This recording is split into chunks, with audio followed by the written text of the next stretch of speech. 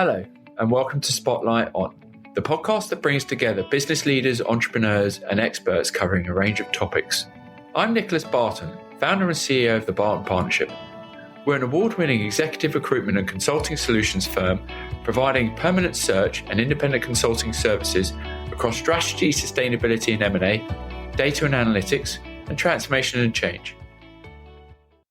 Hello and welcome to today's episode of Spotlight On in conjunction with IBM. Today, we meet with Dave McCann, the managing partner for IBM Consulting for Europe, Middle East and Africa, as well as being the president for IBM Consulting Canada. Over the course of his career at IBM, Dave has led many consulting services teams, including IBM's cognitive consulting business, cognitive process transformation, IBM's SAP practice, IBM's Client Innovation Centre for Nova Scotia, and industry leader for the Canadian public sector.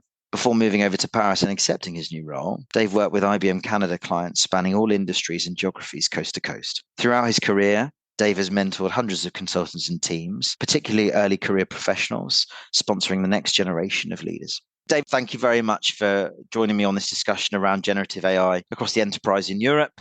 Thanks for having me. So I guess starting off, as the managing partner of IBM Consulting for Europe, Middle East, Africa, as well as president for IBM Canada, I mean, where do you see the greatest impact of generative AI in European enterprises?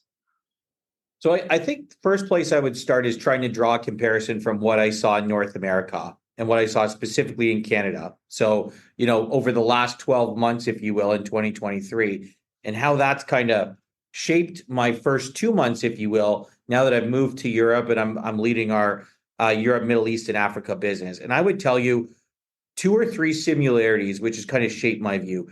The first is it's at the top of every CEO's agenda, almost in the exact same way in the Americas as it is in the EMEA region. Okay, almost no difference. I think the second thing is the level of maturity we're seeing from enterprises is almost at the same place. One could argue certain industries, one could argue certain size of companies, maybe slightly ahead of others. But if you think of a broad group of clients, if I was to talk to 20 clients here versus 20 clients there, they're talking about many of the same things, which I think is really interesting. And I think there's a huge awareness right now, with American clients, but now very specifically with European clients, that this technology is ready to use, right? So we're having really serious conversations. I think almost every conversation, Alex, starts with talent. And you're in the talent business, so you know this better than anyone. But this is about what does the future of work look like? What work gets done a certain way? How will work get done a certain way? And what are the right skills to do that, right? What's your talent strategy, skilling, et cetera? You think about what our clients are going to market with. I think many of them, continue to see people as a critical part of their competitive advantage. But we always talk about technology being that driving differentiation on competitive advantage. I think obviously Gen AI has provoked that competitive advantage conversation even further, especially when you think about product experiences, customer experiences, the way you deliver solutions to your end state clients or citizens, the amount of personalization and expectations that are provided. There's the maybe simpler to talk about, but harder to do conversation, which is, how does it change your IT landscape? How does it change your business operations? How does it change your security platform? How does it change the way you modernize the core of your business? So maybe starting with a big answer here, Alex, but I would say in summary, seeing a lot of the same things, which I would tell you is really encouraging. I think we're seeing all of our clients, or almost all of our clients, say, it's ready and we're ready. And now it's about how, where, what do you do to start, but along all the same themes: talent, clients or citizen experience, and then how do you make sure that you're continuing to transform your competitive advantage both internally and externally? Yeah, absolutely. And it's an interesting starting point. You mentioned it's the top of every CEO's agenda at the moment. As you've started, obviously, your day job, of course, you'll be talking to all of these people in EMEA and as you were in Canada. How do you see CEOs embracing AI right now? What's the approach? You know what? I see more and more CEOs embracing generative AI by going deeper. Okay. What do I mean by that? I would say a conversation maybe a year ago today, Alex, was very much CEOs heard of it. They knew what it was to some degree. Absolutely. It was on the top of their list, but they were asking a lot of questions. Okay. Now, 12 months later, I think you're having discussions with CEOs that care more about the data inside their enterprise than they've ever cared about it, where it is, the quality of it, how secure it is, how trusted it is, because they've been educated. They've been working really hard to understand this. They're thinking every day about their talent. I think almost every conversation with a CEO right now has a reskilling element and has a marketplace talent discussion in it, which I think is really, really interesting. And then I think they're also, some of the CEOs are even talking to you about model versions, which is highly interesting. They're like, "Oh, have you seen this new release of this model? Or have you heard IBM last week, release this new model?" And I think if you forget about who's releasing what models where, I think there's this appreciation that all of our CEOs, or almost all of our CEOs, see the market moving incredibly fast. And they're saying, for me to really follow this, I need to be into the details. I need to be understanding what's going on. And I need to make sure I'm moving at that speed. And I would tell you, I'm highly encouraged. 7 out of 10 of the world's most innovative countries are in EMEA, which tells you I feel like I'm in the right place. And I think the technology is in the right place. So I think there's a lot of really interesting potential on the horizon right now. Absolutely. And it's interesting, isn't it, with such a landscape which is evolving at such incredible pace, but then you've got the enthusiasm of the adoption of generative AI, which is tempered by concerns around security and the evolving regulatory and ethics landscape. Given the importance of sort of transparent AI practices, what steps do you think CEOs should be taking to ensure the use of generative AI adheres to these guidelines and, more importantly, complies with the regulatory standards across Europe? Because I would imagine also from a country to country perspective, it can be somewhat of a minefield if you don't do things in the right way first time. Yeah. So I think of the way CEOs need to think about this from less of a what's the step in a project to more about what's the culture, what's the broader approach, what's the principles of our organization, and how will they lead to the way that we think about enabling and transforming with this technology. We've been talking to a lot of clients about this idea of building trust at the core of everything they now build, right? How do you know that every piece of data that you're using is coming from a trustworthy source? How do you know that the models that you're using have been trained on data that you can trust? How do you make sure that you're able to talk to clients or customers or citizens about transparency and explainability? And you get to this place where it's not one or two steps on a project timeline. It's not one or two things you need to do. It's kind of at the core of everything you do as you think about transforming. So we've been talking to CEOs really about this concept of building trust in everything you do and using that as a cultural enablement principle as they think about the transformational journey. I would tell you, we've been in a differentiated place to have this conversation. You would have seen when we announced our Watson X products, WatsonX.ai, WatsonX.data, and WatsonX.gov, it was very deliberate in our strategy to have .gov, okay, which is our WatsonX governance version. Because our job as IBM, working with some of the world's largest corporations and governments, is to be their trusted partner. And we needed to make sure that we took a very differentiated view of the way we delivered our products and our transformational services to our clients with our software and our IBM consulting services. And I would tell you, it was foundational for us to build trust at the center of everything we do. And that's what we've been talking to our clients about. Now, not far from that, and you brought it up, is the security discussion. Okay.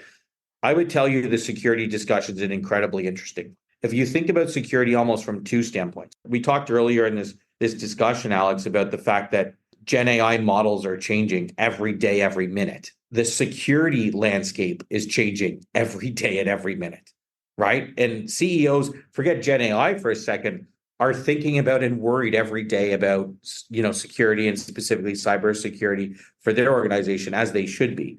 So I think that topic is becoming a really interesting synergistic topic with Gen AI because the advancements of generative AI technology is radically changing the speed and success of which you can think about your organization's security posture. And just going back to that point around security and privacy, obviously it's a top priority for businesses to implement AI. What do you think is the positive role that AI can play in security when deployed correctly? I think at the end of the day, the simple answer is the following.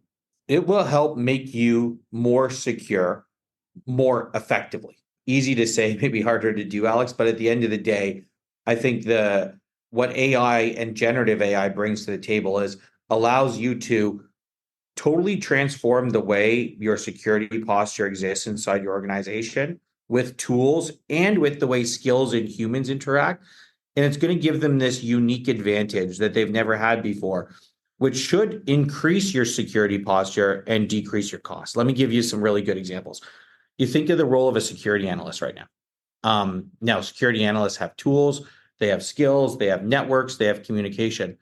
But a security analyst empowered with a generative AI solution, in addition to that, radically transforms the output that a security analyst could perform, the effectiveness, the coverage, the speed.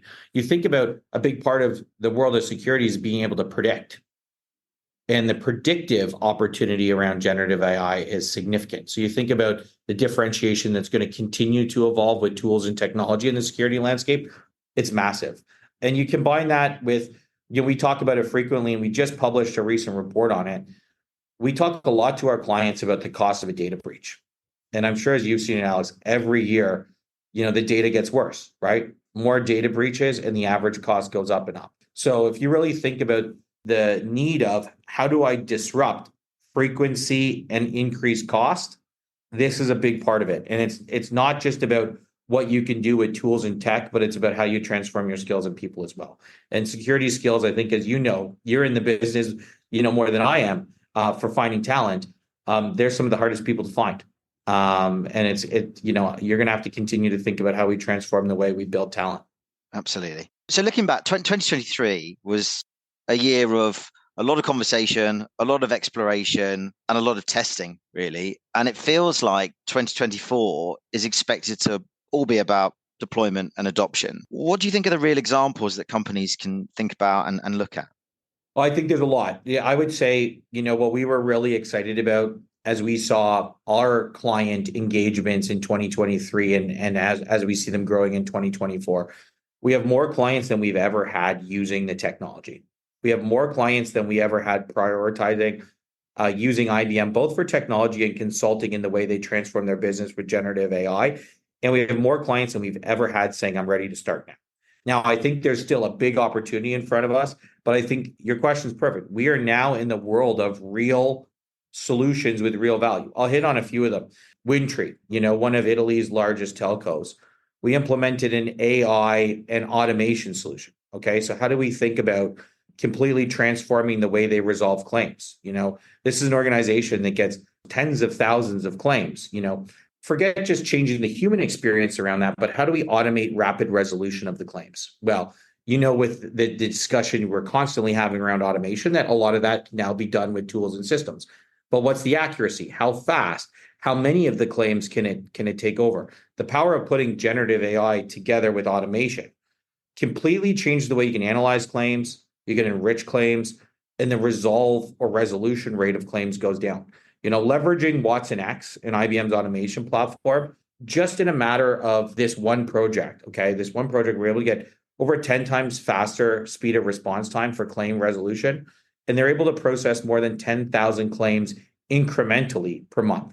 So 10 more thousand claims get closed 10 times faster. So, that's the power of automation plus generative AI using Watson X.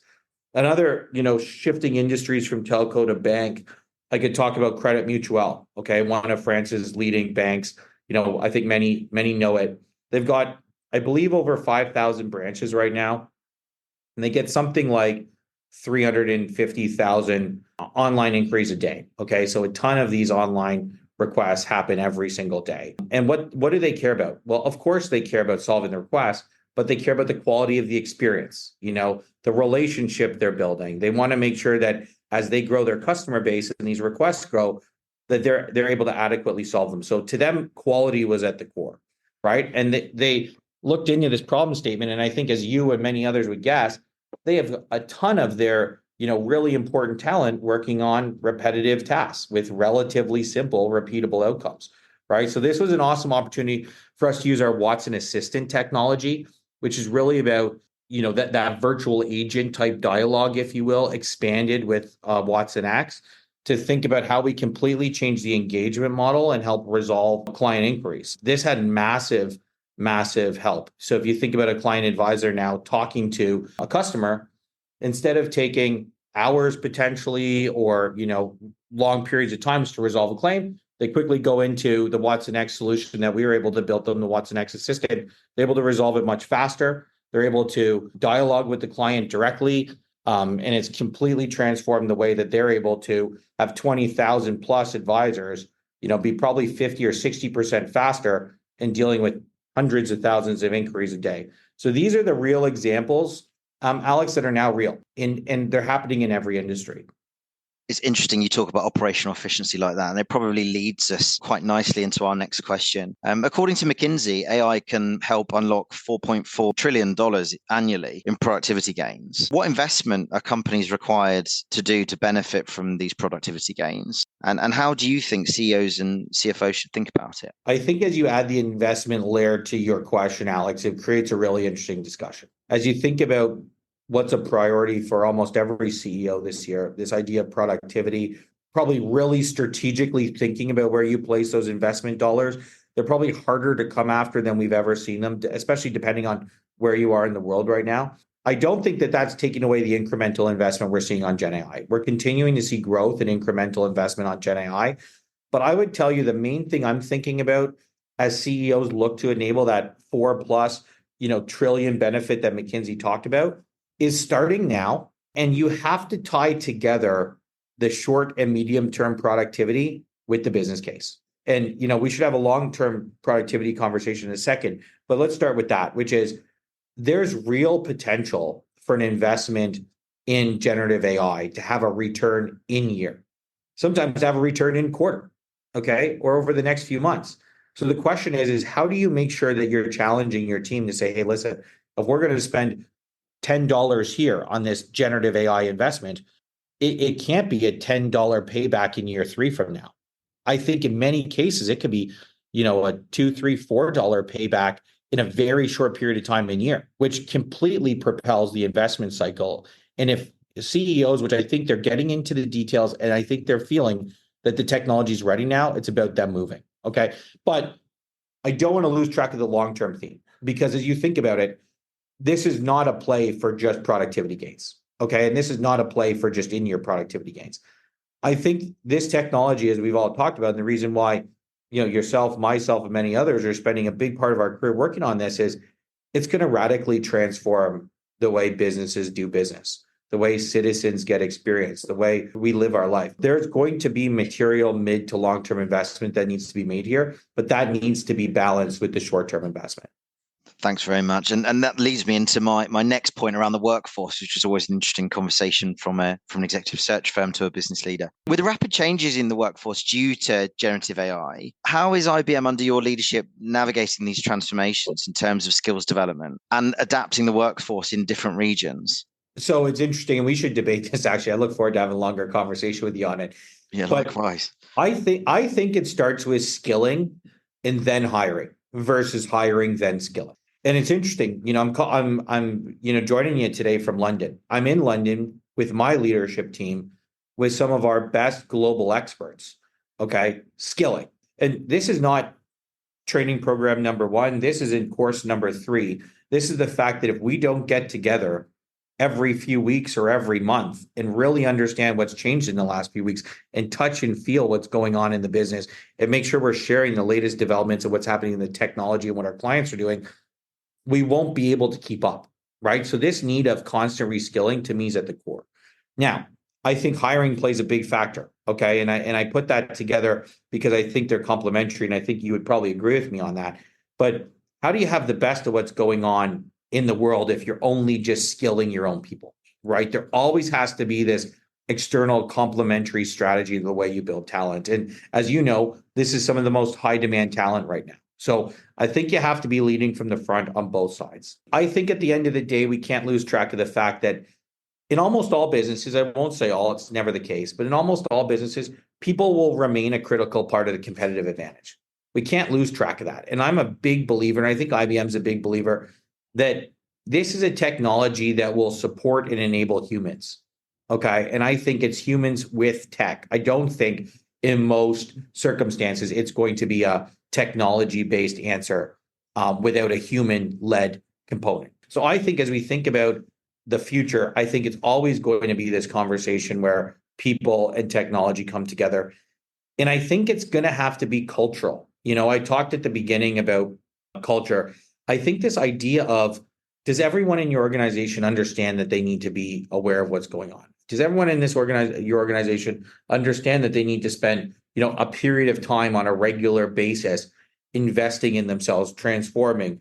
I think that's going to be the organizations with this culture that are going to lead the pack. So to me, I think the only way we're going to see rapid changes in the marketplace is those types of rapid changes in workforce. But I don't think that that's a mass exit and a mass entrance. I think it's led by skilling, complemented by hiring.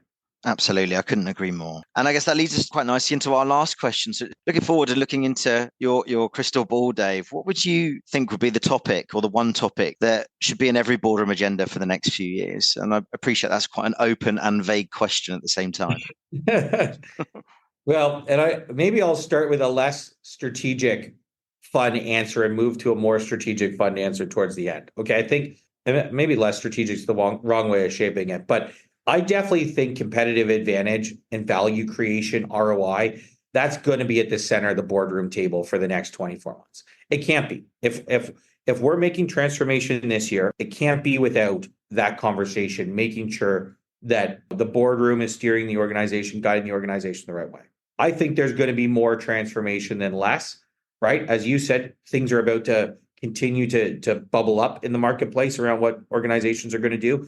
That's going to drive that level of governance in the boardroom. I think the second big thing is, I think the role of organizations partners, and I really mean the word partner, not vendor, is going to be key.